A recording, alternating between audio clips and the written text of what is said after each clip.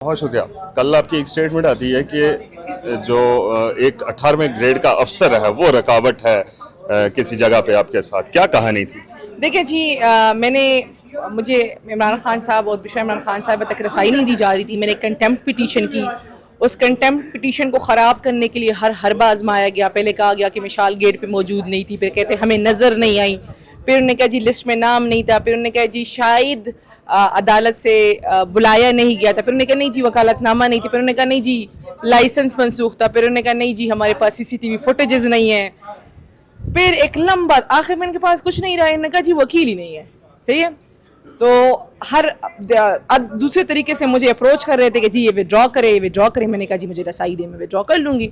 لیکن اس ٹائم ایک گریڈ 18 کا افسر جو ہمارے ٹیکس کی پیسوں سے تنخواہ لیتا ہے، وہ اتنا طاقتور ہو گیا ہے کہ اسلام آباد ہائی کورٹ کو مینیج کر رہا ہے. وہ ہمیں کھلے عام کہتا ہے کہ آپ جائیں اسلام آباد ہائی کورٹ، ہم دیکھ لیں گے ہائی کورٹ کو.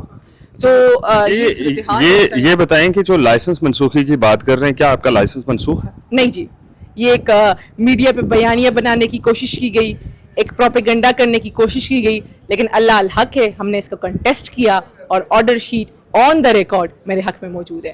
اچھا، اگر آپ کو اجازت نہیں ملتی تو پھر کیا کریں گے؟ جی نہیں چھوڑتے تو بے شک نہ چھوڑیں. مجھے خوشی اس بات کی ہے کہ جو پروسیڈنگز انیشیٹ ہو گئی ہے یا جو یہ سچ سامنے آ رہا ہے، اس سے پتہ چلتا ہے کہ پچھلے 1.5 سال سے عمران خان صاحب اور ان کی اہلیہ کے ساتھ کیا کیا ہوتا رہا ہے. دوسری بات کہ 26ویں ترمیم کس مقصد کے لیے ہوئی تھی، کس طریقے سے اس کے ذریعے کورٹ کو یرغمال یا مینیج کرنے کی کوشش تھی، سب سامنے آ رہا ہے. انشاءاللہ اب تو اپنے لیے انصاف لینے کی بجائے ہم انصاف کو انصاف دلانے کے لیے لڑ رہے ہیں. بہت شکریہ وقت دینے.